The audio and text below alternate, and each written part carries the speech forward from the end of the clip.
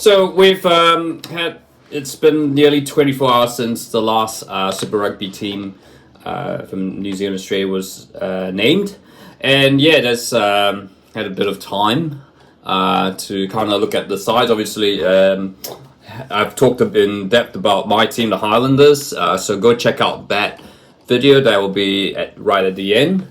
But yeah, look, I thought I'd just not wanting to go into too much depth about the other teams. Certainly not too much depth about the Australian, Fijian teams, because my area is sort of more onto New Zealand rugby. I should mention, of course, I'm going to notice a couple of things. One move is Taniela Tupou moving from the Reds to the Rebels. That's, I guess it's sort of a big move, but I guess nowadays it's not like when the back in the day when Matt Giteau left the Brumbies to go to the Western Force. Speaking of the Western Force, looks like might be not as many expat Kiwis as there were. There's of course a player of Harry Potter, which we all know there's a Harry Potter plays Australian rugby. So yeah, we've got, I believe Jeremy Thrush might have very well moved into coaching. Actually, shout out, there's Chase Tier who I think New Zealand rugby fans would be quite familiar. Bear Plenty fans. So yeah, not a whole lot to talk about. I guess what I can say is the Australian sides and the Fijian sides for that matter, because Fijian have had that exodus. A lot of unknown names, a lot of inexperienced names. So this is going to be, again, is another endemic problem of Super Rugby Pacific at the moment, particularly when you don't have the South African teams.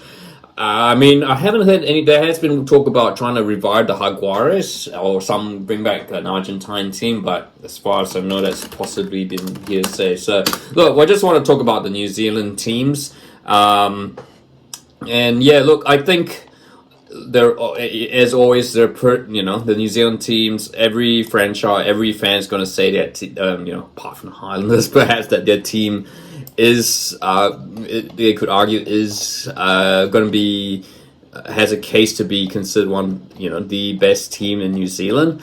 New Zealand Super Rugby sides by and large have always been crack teams. They've been laden with talents, really mad, I think, and spoiled for choice. I guess so looking at the Blues, I think obviously Leon McDonald's coach. But they welcome back Angus Tarval, who has been out injured and doing media duties. They got Rico Ioane, Bryce Mahena, Greg Grinley from Taranaki, who was really impressive. No Bolden Barrett, of course. So your fly house. Now Stephen Perifetta has a real shot to prove himself. Really make his place in the All Blacks more secure. You've got Lucas Cashmore, who's the son of Adrian, former All Black, and fullback, Blues fullback Adrian Cashmore, and Bear Plenty as well.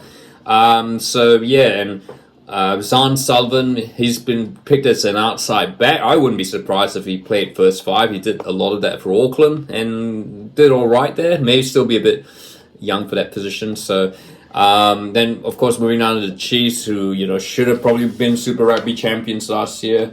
Look, there's no Sam Cane. And no word on who's going to be captain yet. I think the natural picks have been Damien McKenzie, Luke Jacobson, and Anton Leonard-Brown. They're probably the three most experienced players. Tyrone Thompson at the Chiefs, competing with Sami Takiaho. There's a lot of mobility at hooker. So, look. Again, that's you got, and then of course, I should look at the halfbacks. Cortez Ratima has been mentioned as a potential All Black halfback. His chances are good, of course. We now have Aaron Smith overseas, and so that's the Chiefs looking, and then of course, let's go to the Hurricanes, who again, look, I think they've got TJ Perenara is back from injury.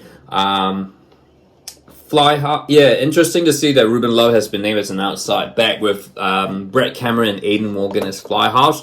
It has been noted that in the last year, Ruben Love has played at fullback, but certainly has the capacity to play first five. He's still a really young player, obviously developing. But I would not be surprised if, Clark Laidlaw chose him at first five. He's certainly a very capable player there. Natuno Punivai is another player who could play first five, or do I imagine? Yeah, they've got so much choice in that position. Yeah, he's going to be fullback. He did all right. I thought Crusaders might have captain there, given that they have lost Richie Moanga. So other players to watch, Devin Flanders, who I think was excellent for Hawke's Bay, and Cam Roygaard, of course, who had that unbelievable start to last season. Hopefully isn't going to be scuppered by injury, so definitely a player to watch there. It'd be interesting to see whether Perenara gets back the jersey, simply on merit, because Cam Roygaard clearly now is the man on the rise. TJ Perenara now hitting 30, although he's had that year off. Whether he can reclaim that spot, who knows? So we go to the mainland, of course, the Crusaders, who everyone has pretty much rated as the team to beat, naturally, for the last 20-odd years or so, 25 years or so. Cody Taylor actually was announced that he is taking a non-playing sabbatical. So he was actually named, but he is in the Crusaders side, but he is not available. So that actually means it's going to be a bit of an experience at hooker. George Bell, brother of Highlanders, the older brother of Highlanders hooker Henry Bell, Brody McAllister, who has had a bit of time, in the Crusaders, coming for the Crusaders last season. Still a very, very solid team, nevertheless, and it's the Crusaders. While Scott Robertson is there, I think Rob Penny is a very, very experienced coach. Has his connections. He of course knows the Canterbury setup very well. He's coached overseas with Munster. And look, the forward pack looks as great as ever, as mean as ever. Scott Barrett's now the captain now that Sam Whitelock's moved on. You got Ethan Blackadder hoping to be, after an injury plague last season, is hoping to be back. Cullen Grace, Tom Christie, who is probably the archetypal Super Rugby player, and the fact that he's so good at Super Rugby level, but he's just not an All Black. He's a tackle machine. Well, with Sam Kane-Hardy-Severe not in the All Blacks, maybe it might be Tom Christie's year. Although I think, probably be saying Cullen Grace and, of course, another Cantep, Billy Harmon, as I mentioned, the Highlanders video, probably are ahead of him in the All Blacks packing order. And then you've got Christian Leo Willie, who was a pretty good backup. And, moving fly half, of course, so they've named Fergus Burke, Taha Kamara, and Rives Rehana. I'd say Fergus Burke, you'd probably still call him sort of like a bit of a greenhorn. He's not going to be available for the initial part of the season at this stage. Time is a great healer. You never know. He might make a surprise. He might be fit enough to start. But in any case, the buck pretty much stops with Fergus at the moment. Kamara and Rehana, clearly projects for the future. But of course, I should mention, of course, they have David Havili, who could play number 10 if need be. He will be in the number 12, which I think that will still ably back whoever's going to be playing first five, given his experience. Great to have Levi Almur as a centre. He's been one I think should really be in the All Blacks calculations, along with the experienced Ryan Crotty. How much time Ryan Crotty gets remains to be seen. I think it'll probably be quite minimal, and I think his role in there is to be a mentor to the young Crusaders. I think certainly you're thinking of Dallas McLeod's, your Kemara Rehana, Jordan's, Holtums, etc., along with Willie Hines, who has, of course, is an England international. Crazy to say that. And the outside backs, of course, the big word, of course, is Lee Harpenny, the Scarlets, Welsh international, coming down and he'll make his Super Rugby debut at the age of 35. He will not be the oldest Super Rugby player to make his debut. That is Sir Luke Thompson for the Sunwolves when he was 37. There is talk that Harpenny is actually the other option who could play first five, although I think yeah, as I say it now, I think with Kamara, Rehana, Havili, I think, yeah, and Harpenny's really more of a fullback in my opinion. So yeah, and of course Macca, Springer, Will Jordan. So yeah, in my view, I think the Crusaders. It sounds so boring, but the Crusaders are easy to. I think you'd say the Crusaders and then the Chiefs probably are vying to be the best, have the best squad in New Zealand. I mean, the blue. But it's not saying that the Blues, Hurricanes, and Highlanders are that further back. But I just think obviously winning pedigree, the Crusaders, the Chiefs, they know how to get there. I just they will be probably the sides to beat, and they've however, the Crusaders with their lots of changes at first five, I think I think they should be all right. Fergus, but they've done the succession from Wong to Burke. Even it's clearly going to be a big loss, but I think whoever plays at first five will be fine.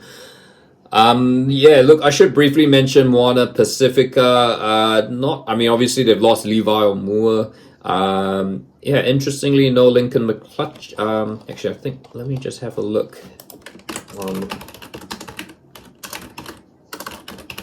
No Lincoln McClutchy. That is very interesting. I wonder if he's in one of the wider training squads. That's yeah, and they've got Pekisana Fataflio, who I know very well. He was at the Crusaders. He's gone up to Moana Pacifica. Interestingly, yeah, he's not McClutchy. Is not.